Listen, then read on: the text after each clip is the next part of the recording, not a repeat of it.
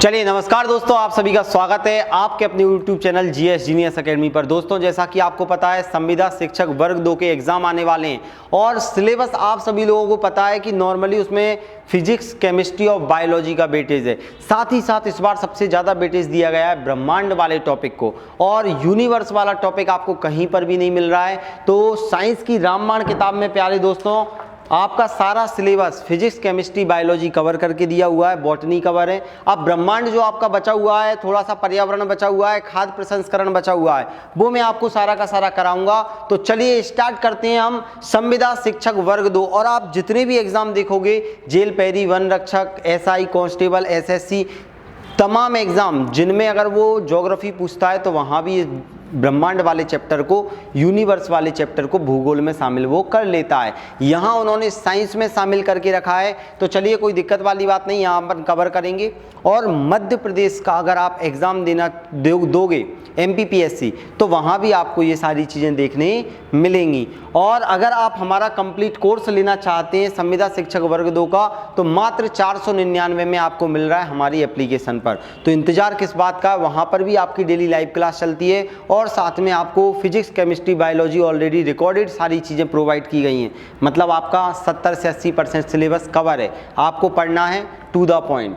चलिए तो अब हम आगे बढ़ने वाले हैं। और बुक आपको साइंस की रामबाण किताब सारे बुक स्टोर पर मिल जाएगी। आपने जितने भी नज़दीकी बुक स्टोर है वहाँ पर जाकर आप संपर्क कर सकते हैं। और हमारा नया बैच स्टार्ट हुआ है ऑनलाइन ऑफलाइन, तो अगर आप पढ़ना चाहें तो वहाँ भी पढ़ सकते हैं। चलिए तो अब हम सबसे इम्पोर्टेंट चैप्टर ब्रह्मांड के बारे में बात करने वाले हैं, यूनिवर्स के बारे में बात करने वाले हैं। तो जितने भी लोग देख रहे हैं आराम से बैठिए, कॉपी पेन लेकर सारी चीज़ें नोट करते चलिए, क्योंकि ये चीज़ आपको पूरे यूट्यूब पर कहीं नहीं मिलने वाली है। बहुत इंपॉर्टेंट चैप्टर है, हर एग्ज़ाम में आता है। तो चलिए, तो सबसे पहले मुझे ये बताओ, ये ब्रह्मांड क्या है, यूनिवर्स क्या है। अगर आपसे पूछा जाए ब्रह्मांड क्या है, तो सबसे पहले आप बोलोगे सर जो पृथ्वी के बाहर हमें असीमित अनंत आकाश दिखाई देता है वही क्या है, ब्रह्मांड है। तो आपसे पूछा जाएगा कि बताइए अंतरिक्ष क्या है। तो अंतरिक्ष और ब्रह्मांड दोनों में अंतर आपको स्पष्ट होना चाहिए। अब हम आगे बढ़ने वाले हैं, तो अब हम एक एक चीज़ को समझते हैं। सबसे पहले ब्रह्मांड से जानने से पहले हम जानेंगे अंतरिक्ष को। अंतरिक्ष बोले तो स्पेस, आप बोलते हो अंतरिक्ष में सैटेलाइट लॉन्च कर दिया। अंतरिक्ष क्या है, तो पृथ्वी के ऊपर चारों तरफ विस्तृत असीम आकाश को अंतरिक्ष कहा जाता है। अगर आप रात को अपनी छत पर देखोगे, छत पर खड़े होकर आसमान को देखोगे, तो आसमान में आपको तारे, बहुत सारी चीज़ें दिखाई देंगी। तो रात को आप जब देखते हो, दिन में देखते हो, तो आप देखोगे कि पृथ्वी के बाहर जो असीम आकाश है, अनंत विस्तृत है, वो सारा का सारा अंतरिक्ष है। और अंतरिक्ष के अंदर ही आपको सूरज, चांद, तारे ये सब दिखाई देंगे, तो उसको हम ब्रह्मांड नाम दे देते हैं। तो सरल सी परिभाषा है कि पृथ्वी के चारों ओर जो असीमित क्षेत्र व्याप्त है उसे हम अंतरिक्ष कहते हैं। और अंतरिक्ष में ही ब्रह्मांड पाया जाता है, व्याप्त होता है, जिसका कोई अंत नहीं है, जिसका कोई अंत नहीं। अभी हम देखेंगे सारे के सारे ब्रह्मांड की एक एक चीज को। ये आपको अलग अलग आपको चित्र दिख रहे हैं। पृथ्वी, आकाश गंगा क्या है, सूरज क्या है, तारे क्या हैं, नक्षत्र क्या होते हैं, ग्रह क्या होते हैं, सारी चीज़ों पर चर्चा करेंगे बिल्कुल डिटेल में। सब चीज़ आपको समझ में आने वाली है, बस आप धैर्य धारण कीजिए। सबसे पहले ब्रह्मांड का अध्ययन आपसे पूछा जाता है कि ब्रह्मांड का अध्ययन विज्ञान की जिस शाखा में करते हैं उसे क्या कहते हैं। तो ध्यान से सुनना, ब्रह्मांड का अध्ययन विज्ञान की जिस शाखा में करते हैं उसे हम कॉस्मोस कहते हैं, मतलब कॉस्मोलॉजी के अंतर्गत किया जाता है। तो विज्ञान में ब्रह्मांड को क्या बोलते हैं, कॉस्मोस, और इसका अध्ययन क्या कहलाता है, कॉस्मोलॉजी, ब्रह्मांड विज्ञान। तो दो क्वेश्चन यहाँ से निकल के आ रहे हैं कि ब्रह्मांड को साइंस की लैंग्वेज में क्या कहते हैं, कॉस्मोस कहते हैं, और अध्ययन को क्या कहा जाता है, कॉस्मोलॉजी कहा जाता है। अब आपके दिमाग में सबसे पहले क्वेश्चन आ रहा होगा, ब्रह्मांड के बारे में सबसे पहले बताया किसने है। चलिए अब हम इसको आगे पूरा का पूरा पढ़ते हैं। तो सबसे पहले सर्वप्रथम ब्रह्मांड का अध्ययन किसने किया था, मिस्र एवं यूनानी परंपरा के दार्शनिक क्लॉडियस टॉलमी ने। किसने किया था, क्लॉडियस टॉलमी ने किया था सबसे पहले अध्ययन। इन्होंने क्या बताया, ब्रह्मांड मतलब आप देखते हो हमारे अंतरिक्ष के अंदर जो भी ग्रह हैं, तारे हैं, नक्षत्र हैं, आकाश गंगा हैं। तो सबसे पहले ब्रह्मांड को माना जाता था कि सूरज और उसके आसपास के ग्रह ही ब्रह्मांड हैं। तो सबसे पहले ब्रह्मांड के बारे में किसने बताया, मिस्र और यूनानी परंपरा के दार्शनिक, इनका नाम याद रखना है, क्लॉडियस टॉलमी ने। इन्होंने बोला था कि पृथ्वी सेंटर में है, केंद्र में है और चारों ओर इसके सूरज क्या कर रहा है, चक्कर लगा रहा है। इन्होंने बोला पृथ्वी ब्रह्मांड के केंद्र में है और सूर्य सहित अन्य पिंड इसके चारों ओर चक्कर लगा रहे हैं। पृथ्वी को क्या बोलते हैं, जियो। तो जियो सेंट्रिक अवधारणा किसने दी, तो क्लॉडियस टॉलमी ने दी। क्लॉडियस टॉलमी ने ऐसा माना कि पृथ्वी ब्रह्मांड के केंद्र में है और सूरज एवं अन्य ग्रह इसके चक्कर लगा रहे हैं। ऐसा इन्होंने इसलिए बोला, इन्हें लगा यार, सबसे पहले अध्ययन किया इन्होंने, दार्शनिक थे, तो इन्हें लगा यार कि रात हो जाती है पृथ्वी पर, मतलब क्या हो रहा है, सूरज पृथ्वी के चारों ओर चक्कर लगा रहा है, तो जब सूरज पृथ्वी के पीछे जाता होगा तो रात हो जाती है। इन्होंने ऐसा सोचा, तो चलिए देखते हैं, क्योंकि इन्हें लगा सूर्य पूर्व से पश्चिम की ओर घूमता है और डूब जाता है, इन्हें ऐसा लगा कि सूरज घूम रहा है। अभी तक हमें इतना क्लियर हो गया कि सबसे पहले ब्रह्मांड के बारे में किसने बताया, क्लॉडियस टॉलमी ने बताया। अब आगे चल के पता चला यार ऐसा तो होता नहीं है कि पृथ्वी सूरज के चक्कर लगा रही है, क्योंकि पृथ्वी तो सूरज की तुलना में बहुत छोटी है। तो अब एक नए दार्शनिक आने वाले हैं जिनका नाम है कोपरनिकस। पोलैंड के पादरी थे कोपरनिकस, और कोपरनिकस ने बताया कि पृथ्वी के चक्कर नहीं लगा रही है सूरज पूरे के पूरे ब्रह्मांड के केंद्र में है और सूरज ही क्या है, हमारे सौरमंडल का मुखिया है, और सूरज के चारों ओर पृथ्वी चक्कर लगा रही है पश्चिम से पूर्व की ओर, और अन्य ग्रह नक्षत्र सभी सूरज के चारों ओर चक्कर लगा रहे हैं। मतलब इन्होंने कौन सी अवधारणा दी, हेलियोसेंट्रिक अवधारणा। हेलियो मतलब सूरज, जियोसेंट्रिक अवधारणा किसने दी थी, क्लॉडियस टॉलमी ने। और यहाँ पर पोलैंड के पादरी कोपरनिकस ने कौन सी अवधारणा दी, हेलियोसेंट्रिक। हेलियो का मतलब होता है सूरज और सेंट्रिक का मतलब होता है केंद्र। इन्होंने बोला सूर्य ब्रह्मांड के केंद्र में है, लेकिन इनकी यह अवधारणा सौर परिवार तक ही सीमित थी। इन्होंने बस ब्रह्मांड को इतना ही बताया कि भैया सूरज और उसके चारों ओर जो ग्रह चक्कर लगा रहे हैं उन्हें ही हम ब्रह्मांड कहेंगे, लेकिन ब्रह्मांड तो असीमित है। अभी निकल के आएगा ब्रह्मांड में क्या क्या चीज़ें शामिल हैं, एक एक चीज़ को क्लियरिटी से हम पता लगाएंगे और समझेंगे पूरे ब्रह्मांड की उत्पत्ति किस प्रकार से हुई है। तो अभी तक हमने देखा, लेकिन यह अवधारणा सौर परिवार तक सीमित थी। इस अवधारणा ने ब्रह्मांड के अध्ययन में क्रांतिकारी परिवर्तन लाए। अभी तक इससे पहले क्या टॉलमी जो बोल रहे थे वो गलत था, उन्होंने जियोसेंट्रिक बोल दिया, लेकिन इन्होंने क्या करा, बिल्कुल सटीक चीज़ बता दी कि सूरज केंद्र में। अब बहुत सारे वैज्ञानिक आगे खोज करेंगे कि सूरज केंद्र में है तो कौन कौन से ग्रह इसके चक्कर लगा रहे हैं, क्या कर रहे हैं, ये सारी चीज़। और ध्यान रखना, ये कोपरनिकस ने जब ऐसी बात बोली तो पूरा का पूरा जो मिशनरी थे, ईसाई लोग थे, वो बिल्कुल गलत बोलने लगे इन्हें कि यार जो पहले बोल के गए वो बड़े थे इनसे, और ये ऐसा बोले तो इनको क्या कर दी थी, सजा भी सुना दी गई थी। लेकिन बाद में दूरबीन की जब खोज हुई तो दूरबीन की खोज गैलीलियो ने की, जब ग्रहों पर अध्ययन किया तब वास्तव में पता चला कि इनकी अवधारणा सही है। हेलियोसेंट्रिक अवधारणा ही वर्तमान समय में कार्य करती है। तो इटली के गैलीलियो ने दूरबीन का आविष्कार किया तो कोपरनिकस की अवधारणा सत्य साबित हुई। तो कोपरनिकस की अवधारणा को सत्य साबित किसने किया, दूरबीन ने, और दूरबीन का आविष्कार किसने किया, गैलीलियो ने किया। उम्मीद है इतना आप सभी को क्लियर हो गया होगा। अब हम आगे बढ़ने वाले हैं। पृथ्वी के गोल होने की अवधारणा सबसे पहले किसने प्रस्तुत करी, अरस्तु ने। किसने करी, एरिस्टोटल नाम था इनका, अरस्तु। तो सबसे पहले बताया इन्होंने कि पूरी की पूरी पृथ्वी कैसी है, गोल है। तो पृथ्वी के संबंध में कौन ने बताया, अरस्तु ने बताया। और ग्रहों के गति करने का नियम किसने दिया, अभी तक हमने देखा कि भैया एक एक चीज़ हम अभी एंड में क्लियर करेंगे। तो अभी हमने देखा पृथ्वी गोल है, ये अरस्तु ने बताया, लेकिन पृथ्वी जैसे अन्य ग्रह भी हैं, वो भी सूरज के चारों ओर चक्कर लगा रहे हैं। मतलब ग्रहों की गति के नियम किसने दिए, तो केपलर नामक वैज्ञानिक ने दिए। तो केपलर ने क्या किया, ग्रहों की गति के नियम प्रतिपादित किए। ब्रह्मांड में हमें अब देखना, अब हमें इतनी सारी चीज़ें दिखाई देती हैं, पृथ्वी दिखाई दे रही हैं, तारे दिखाई दे रहे हैं, सूरज दिखाई दे रहा है। तो जितना भी हमें ये पोर्शन दिखाई दे रहा है, ये मात्र कितना है, ये मात्र है 4%। कितना है, ब्रह्मांड में जितना भी पदार्थ हमें दिखाई देता है केवल वो 4% है, जबकि ब्रह्मांड का 96% हिस्सा डार्क मैटर है। मतलब हमें ब्रह्मांड में जितनी भी चीज़ें दिखाई दे रही हैं, सूरज, तारे, आकाशगंगाएं, ये सारी की सारी चीज़ें कितने, 4% है। बाकी जो ब्लैक है वो डार्क मैटर है, वो 96% है। उसमें क्या है अभी तक ये पता नहीं लग पाया। तो ब्रह्मांड हमने देखा क्या है, सबसे पहले पृथ्वी के ऊपर असीमित जो क्षेत्र है उसे हम अंतरिक्ष कहते हैं, और इसी के अंदर ब्रह्मांड पाया जाता है, और ब्रह्मांड का अध्ययन कॉस्मोलॉजी में किया जाता है। और ब्रह्मांड के बारे में सबसे पहली अवधारणा किसने दी थी? क्लॉडियस टॉलमी ने, जियोसेंट्रिक अवधारणा। फिर पोलैंड के पादरी कोपरनिकस ने कौन सी अवधारणा दी? हेलियोसेंट्रिक अवधारणा दी। इस अवधारणा को सही साबित किया गैलीलियो ने, इटली के गैलीलियो ने दूरबीन बनाकर इसे सही साबित कर दिया। फिर पृथ्वी गोल है ये किसने बताया? अरस्तु ने बताया। उसके बाद ग्रहों की गति के नियम किसने दिए? केपलर ने दिए। इतना हम देख चुके हैं, अब हम आगे देखने वाले हैं। अभी तक हम इतना ही समझ रहे थे कि भैया सूरज के चारों ओर जो ग्रह चक्कर लगा रहे हैं वह ब्रह्मांड है, लेकिन बाद में पता चला ब्रिटेन के खगोलविद हर्शल ने 1805 में दूरबीन का प्रयोग करके ब्रह्मांड का अध्ययन किया और बताया कि सौरमंडल आकाशगंगा का अंश मात्र है।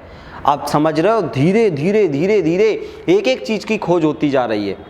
तो अब क्या होने वाला है? अभी तक हमने देखा कि सूरज के चारों ओर ग्रह चक्कर लगा रहे हैं, ये ब्रह्मांड है, लेकिन बाद में बताया ब्रिटेन के खगोलविद हर्शल ने कि जो सूरज है उसके चारों ओर जो ग्रह चक्कर लगा रहे हैं ये सौरमंडल है, और ऐसे सौरमंडल लाखों करोड़ों हैं पूरे के पूरे ब्रह्मांड में। मतलब ये सौरमंडल भी आकाशगंगा का एक अंश मात्र हिस्सा है।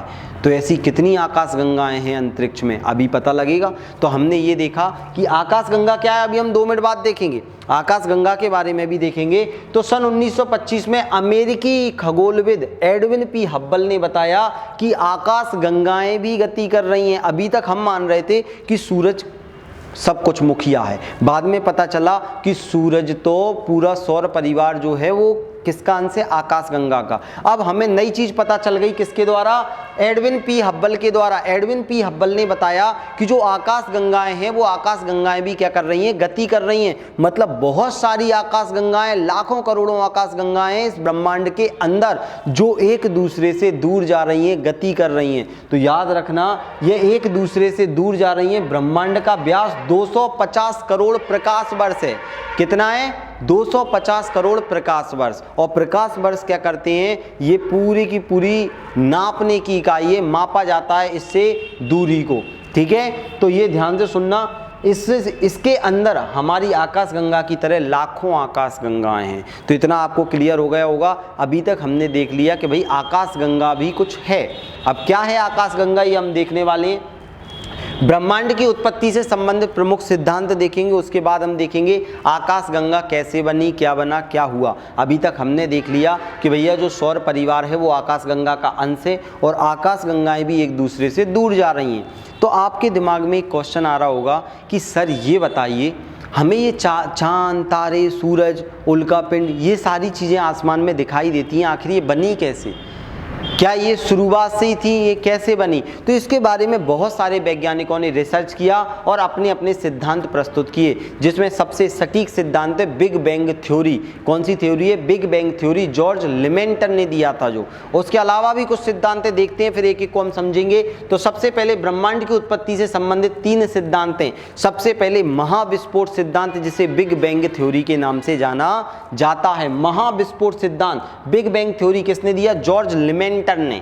जॉर्ज लेमेंटियर नामक वैज्ञानिक थे या लिमेंटन नामक वैज्ञानिक थे। इनके अलावा और भी वैज्ञानिक आए। साम्यावस्था सिद्धांत, स्टेडी स्टेट थ्योरी, साम्यावस्था सिद्धांत किसने दिया?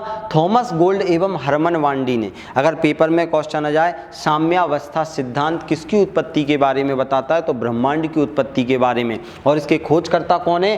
थॉमस गोल्ड एवं हरमन वांडी ने इसकी खोज करी है। और दोलन सिद्धांत, ध्यान से सुनना, पल्सेटिंग सिद्धांत किसने दिया है? यूनिवर्स थ्योरी, मतलब दोलन सिद्धांत, डॉक्टर एलन संडेज ने। डॉक्टर एलन संडेज, ये नाम आपको याद रखना। ये पूरे यूट्यूब चैनल पर या कहीं भी किसी भी कोचिंग में आपको कोई नहीं पढ़ाएगा। एक एक चीज में आपको बेस्ट चीज दे रहा हूं जो हर एग्जाम में पूछी जाती है। दोलन सिद्धांत किसने दिया? डॉक्टर एलन संडेज ने। लेकिन मैं आपको बता दूं, इतने सारे सिद्धांत नहीं पढ़ना है, आपको एक ही पढ़ना है, क्योंकि सबसे ज्यादा प्रचलित मान्यता, सबसे ज्यादा एक्सेप्टेबल कौन सा है? महाविस्फोट सिद्धांत, big bang theory. Big bang theory किसने दी है? जॉर्ज लेमेंटियन ने दी है। इसमें सर्वमान्य सिद्धांत कौन सा है? Big bang theory. अब हम जानते हैं कि आखिर ये बिग बैंग थ्योरी क्या है, चलिए समझते हैं। महाविस्फोट सिद्धांत किसने दिया? जॉर्ज लेमेंटियर ने। यहीं पर अब इसको समझते हैं आखिर ये क्या है महाविस्फोट सिद्धांत।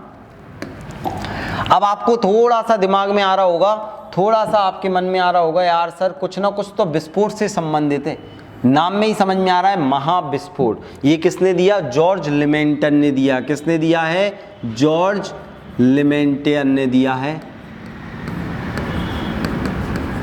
ठीक है, जॉर्ज लिमेंटन ने क्या किया है? इस सिद्धांत को प्रतिपादित किया है। अब इसमें क्या था देखो, सबसे पहले बताया कि भैया एक भारी पदार्थ, एक गोला था जिसमें भारी द्रव्यमान था। क्या था? भारी द्रव्यमान था। एक गोला था बड़ा सा जिसमें भारी क्या था? द्रव्यमान था। द्रव्यमान था।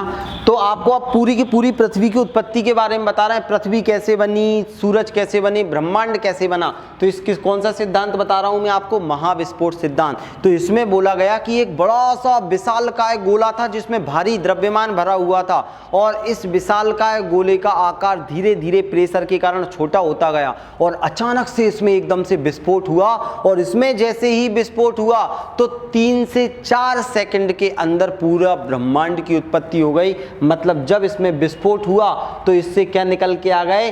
तारे निकल के आ गए, ग्रह निकल के आ गए, आकाश गंगाएं निकल के आ गई और पूरा ब्रह्मांड बन गया। तो सबसे पहले पेपर में क्वेश्चन आता है कि सबसे पहले जिस चीज में विस्फोट हुआ एक छोटा सा बिंदु था, इस बिंदु को क्या बोला जाता है? विलक्षण बिंदु बोला जाता है। क्या बोला जाता है?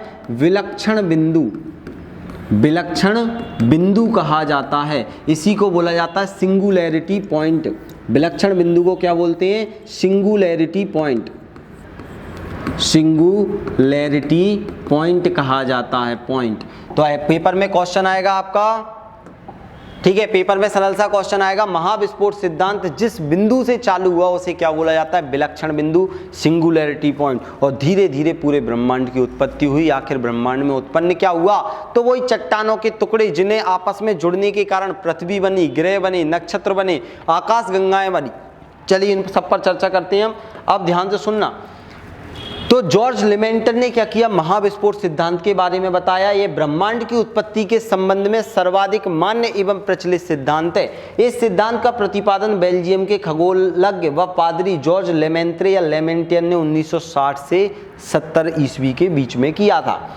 अब इसमें क्या कहा गया? इस सिद्धांत के अनुसार 15 अरब वर्ष पहले, 15 अरब वर्ष, और सटीक देखा जाए तो 13.7 अरब वर्ष पहले पूर्व एक विशालकाय आग का गोला था। एक मैंने अभी आपको बताया कि क्या था? एक विशालकाय आग का गोला था जिसमें भारी पदार्थ भरा हुआ था, भारी पदार्थों से भरा हुआ था। इसमें अचानक विस्फोट होने के कारण पदार्थों का बिखराव हो गया।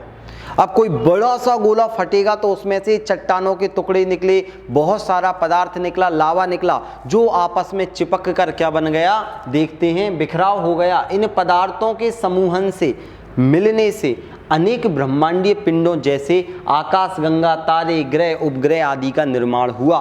तो महाविस्फोट सिद्धांत किसके निर्माण की बात करता है? ब्रह्मांड। और ब्रह्मांड का मतलब आकाश गंगाएं, तारे, ग्रह और उपग्रह का निर्माण हो गया। अब ध्यान से सुनना, इस महाविस्फोट के धमाके के मात्र 3-4 सेकंड भी नहीं लगे, 1.43 सेकंड अंतराल के बाद समय, अंतरिक्ष की वर्तमान मान्यताएं अस्तित्व में आ चुकी थी। उससे पहले समय कोई नहीं था। आपने देखा होगा महाभारत में जो पहिया घूमता रहता है, मैं समय हूँ, तो समय की उत्पत्ति भी इसी के साथ हुई है, ब्रह्मांड के साथ में। समय धीरे धीरे निकलता जा रहा है, ब्रह्मांड का निर्माण होता जा रहा है। अब ये घटनाएं होने लगेंगी। वर्तमान मान्यताएं अस्तित्व में आ चुकी थी, भौतिकी के नियम लागू होने लगे थे कि भैया एक पिंड दूसरे पिंड के चारों ओर चक्कर लगा रहा है। ये सारे नियम निकल कर आने लगे।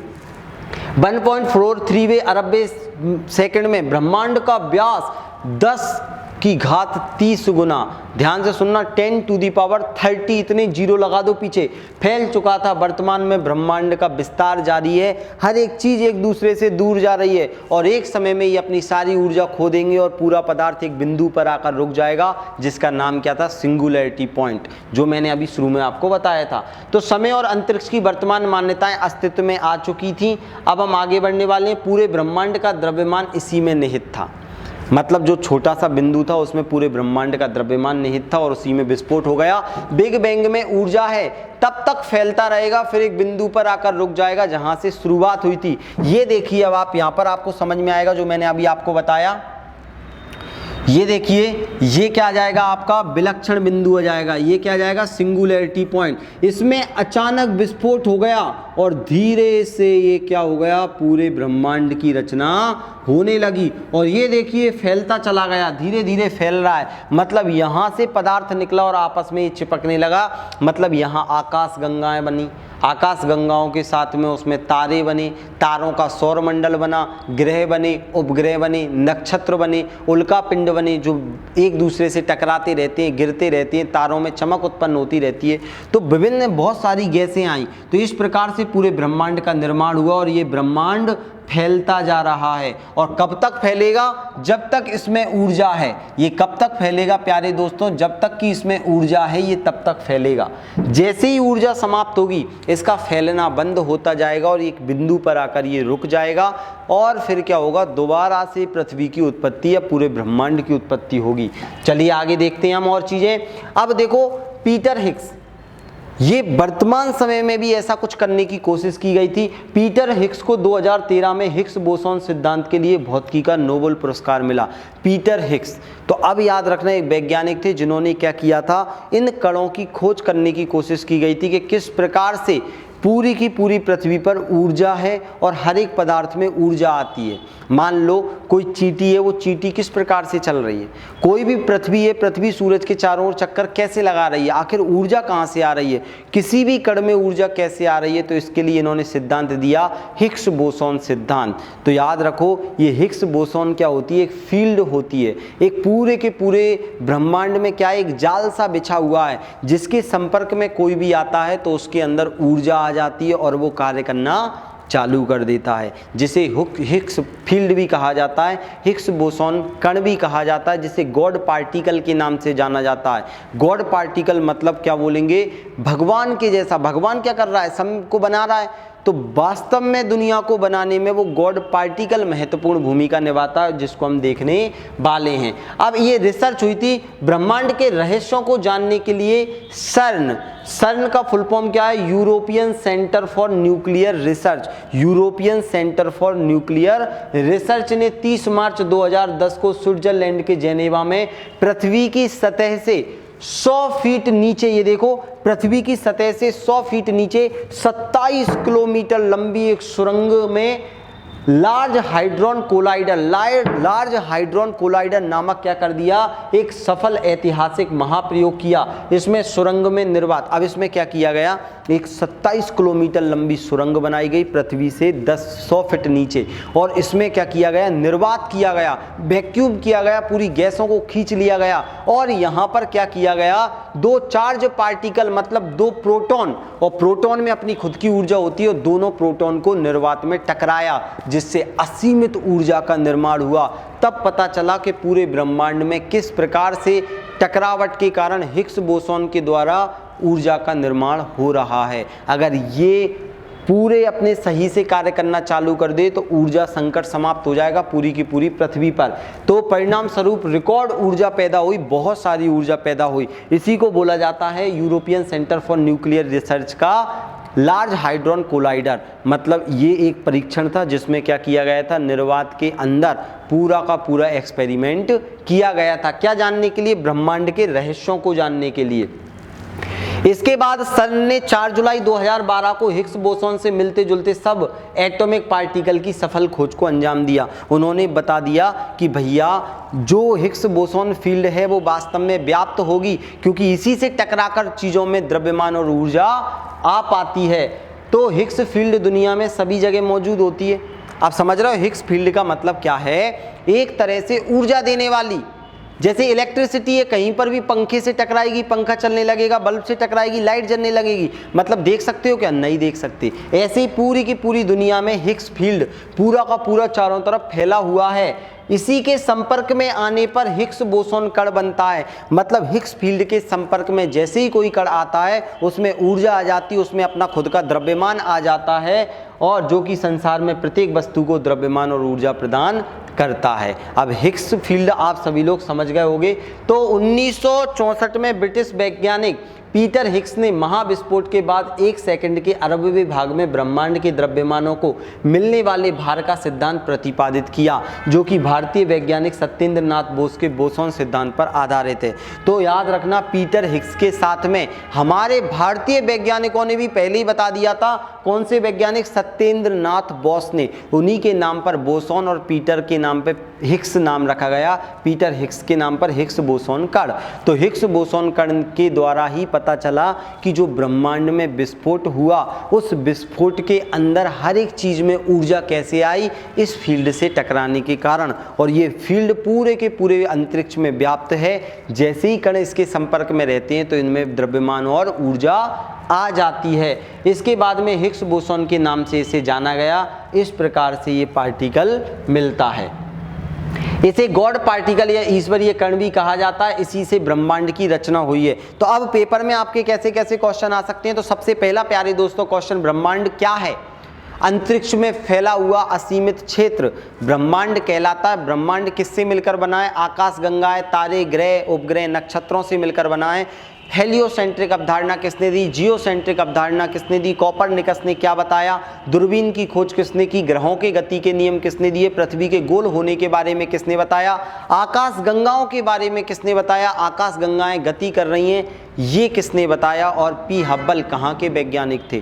उसके बाद में हमने देखा कौन कौन से सिद्धांत हैं जो ब्रह्मांड की उत्पत्ति के बारे में बताते हैं। सबसे इंपॉर्टेंट सिद्धांत महाविस्फोट सिद्धांत, बिग बैंग थ्योरी आपके सामने आया, जो जॉर्ज लेमेंटियन ने दिया था 1960-70 के समथिंग। और इसी में इन्होंने बताया कि किस प्रकार से एक छोटे से सिंगुलैरिटी पॉइंट से, एक छोटे से विलक्षण बिंदु से पूरे ब्रह्मांड का निर्माण हुआ। और ब्रह्मांड का निर्माण होने के बाद में हर एक पदार्थ के अंदर किस प्रकार से ऊर्जा आई, वो पीटर हिग्स ने सिद्ध किया। इसीलिए उन्हें नोबेल पुरस्कार भी मिला। और पीटर हिग्स का साथ किसने दिया था? सत्येंद्र नाथ बोस ने। इसीलिए इस पार्टिकल का नाम दिया गया हिग्स बोसोन कण। और इसी के द्वारा पूरा ब्रह्मांड की रचना हुई है। इसी के अंदर क्या हुई है? ऊर्जा और द्रव्यमान मिला है, जिसके कारण हर एक चीज गति कर रही है। इसीलिए इसे ईश्वरीय कण या गॉड पार्टिकल के नाम से जाना जाता है। इतना अभी हमने पढ़ा। अब हम आगे देखने वाले हैं। ब्रह्मांड में अनुमानतः 100 अरब आकाश गंगाएं हैं। ब्रह्मांड में अनुमानतः कितनी आकाश गंगाएं? 100 अरब आकाश गंगाएं।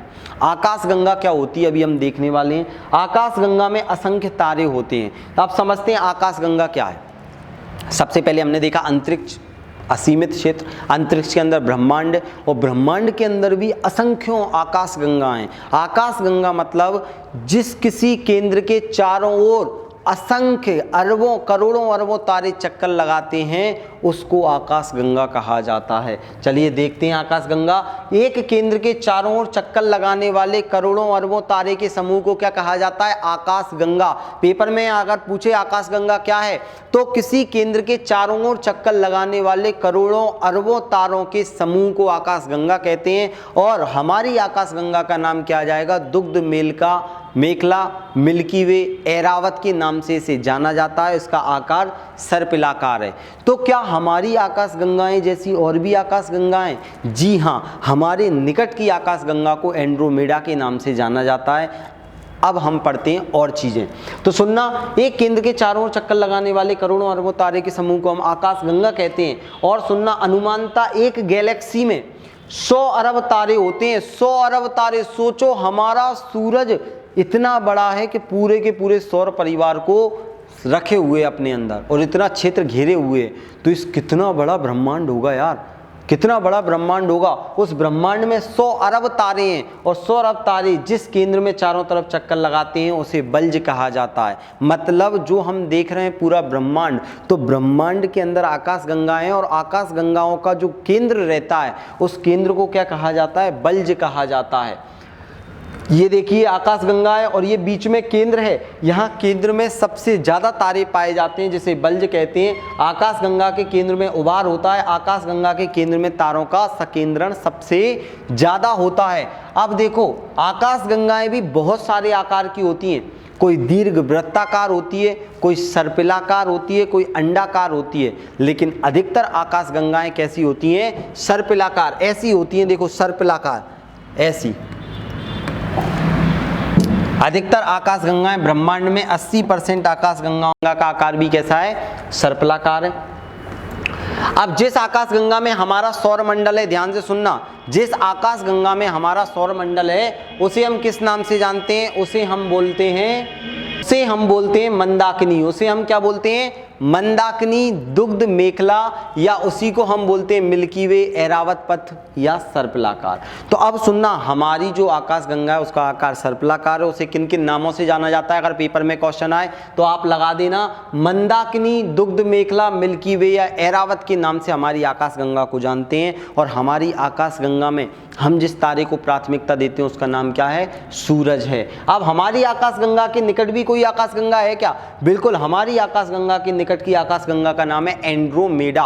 एंड्रोमेडा हमारी आकाश गंगा की सबसे निकट स्थित आकाश गंगा है, जो 2020 मिलियन प्रकाश वर्ष दूर है। कितने दूर है, 2020 मिलियन प्रकाश वर्ष दूर है। सोचो, एक प्रकाश वर्ष मतलब आप देख पाओगे कि बहुत दूरी हो जाती है। अगर आप नापने जाओगे तो अगर मान लो यहाँ से हम पृथ्वी और सूरज के बीच की दूरी निकालें तो एक AU होगी, एक एस्ट्रोनॉमिकल यूनिट होगी। ऐसी कई सारी एस्ट्रोनॉमिकल यूनिट मिलके एक प्रकाश वर्ष बनाती हैं।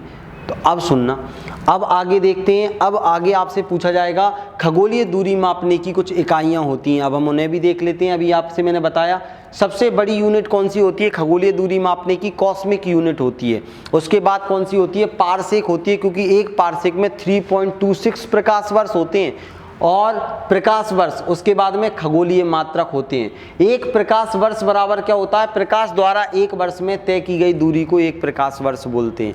मतलब प्रकाश एक वर्ष में जितना चलेगा वो एक सेकंड में कितना चलता है, 3 × 10⁸ मीटर पर सेकंड की स्पीड से चलता है। इसमें गुणा कर लो आप 365 का। तो एक साल में प्रकाश जितनी दूरी तय करता है उसे क्या बोला जाता है, एक प्रकाश वर्ष बोला जाता है। और पारसेक के अंदर 3.26 प्रकाश वर्ष आते हैं। तो प्रकाश की चाल कितनी है, 3 × 10⁸ मीटर पर सेकंड है। तो अभी तक हमने देखा कि हमारी जो आकाश गंगा है, आकाश गंगा का मतलब क्या होता है, किसी केंद्र के चारों ओर चक्कर लगाने वाले करोड़ों अरबों तारों का समूह। अब ये तारे क्या होते हैं, आपके दिमाग में क्वेश्चन आ रहा होगा, सर ये स्टार क्या है, आखिर ये तारे बनते कैसे हैं। तो इन पर हम चर्चा कर लेते हैं। तो सबसे पहले आपने नाम सुना होगा नेब्यूला। नेब्यूला का मतलब होता है निहारिका, और निहारिका एक लैटिन भाषा का शब्द होता है जिसका अर्थ होता है गैसों के बादल। तो अब हम समझते हैं इस चीज को। नेब्यूला, निहारिका के द्वारा क्या होता है, तारों का निर्माण होता है। पेपर में क्वेश्चन आता है तारों का निर्माण किसके द्वारा होता है, तो नेब्यूला या निहारिका के द्वारा होता है। तो नेब्यूला, निहारिका लैटिन भाषा का शब्द है जिसका अर्थ होता है बड़े बड़े गैस के बादल या धुंध। तो स्टालर नेब्यूला में जो अपने तारे का निर्माण होता है वो किसके द्वारा होता है, स्टालर नेब्यूला। इसमें 95% क्या होती है, गैस होती है, जिसमें 75% हाइड्रोजन और 25% हीलियम और बाकी धूल के कण होते हैं। लगातार हाइड्रोजन हीलियम में परिवर्तित होती है। नाभिकीय संलयन की क्रिया के द्वारा तारों में स्वयं का प्रकाश होता है, तारों में स्वयं की चमक होती है। तारे दूसरे जो उसके आसपास परिवार है उन्हें भी प्रकाशित करने का काम करते हैं, स्वयं में दीप्त होते हैं। अब तारा क्या है, स्टार क्या है, ध्यान से सुनना। तारों के बारे में हम पूरी की पूरी चीजें आगे जानेंगे कि भाई तारा क्या है, हमारा तारा सूरज कैसे बना, सूरज के चारों ओर जो भी आप देखते हो उसका परिवार, वो सौर परिवार कैसे बना, ग्रह कौन से आंतरिक ग्रह हैं, कौन से बाह्य ग्रह होते हैं, इस सारी तमाम चीज़ों को। उसके बाद हम देखेंगे पृथ्वी पर दिन रात कैसे होते हैं, मौसम परिवर्तन कैसे होता है, ये नक्षत्र कैसे आते हैं, या फिर आप देखोगे सूर्य ग्रहण, चंद्र ग्रहण कैसे आता है। सारी चीज़ों को हम बिल्कुल जीरो से देखेंगे और ख़त्म करेंगे। अच्छे धीरे धीरे हमारा कंप्लीट हो जाएगा। अगर आप पूरा का पूरा कोर्स लेना चाहते हैं तो GS जीनियस एकेडमी की एप्लीकेशन डाउनलोड कर लीजिए। वहाँ आपको पूरा का पूरा कोर्स मिलेगा जिसमें वर्ग 2 का पूरा सिलेबस कंप्लीट कराया गया है। 70% सिलेबस ऑलरेडी कंप्लीट है। अगर आप ब्रह्मांड, पर्यावरण, खाद्य श्रृंखला वाली चीज़ें पढ़ना चाहते तो मात्र 499 में आपको पूरी चीज़ें पढ़ाई जा रही हैं। और आप ध्यान दो, अगर आप वर्ग 2 की तैयारी कर रहे हो प्यारे दोस्तों, तो आपको अपने पास में क्या रखना है, साइंस की रामबाण किताब। ये किताब आपको पूरा सिलेबस कवर कराएगी और पेपर में पूरे नंबर दिलाएगी। टू द पॉइंट एक एक चीज़ क्लियर की गई है। अगर आप वास्तव में इस बार टीचर बनना चाहते हो तो ये किताब आपके पास होना चाहिए। मात्र 250 रुपये में आपको ये सब जगह मिल जाएगी। लेखन पठन इंदौर के तमाम बुक स्टॉल पर ये आपको मिल जाएगी। आउट ऑफ इंदौर या आउट ऑफ MP या आउट ऑफ आप जहाँ भी हो वहाँ आपको ये बुक मिल जाएगी। अगर आपको नहीं मिलती है तो आप हमसे संपर्क कर सकते हैं। ठीक है प्यारे दोस्तों, तो मिलते हैं नेक्स्ट वीडियो में। तब तक के लिए जय हिंद, वंदे मातरम।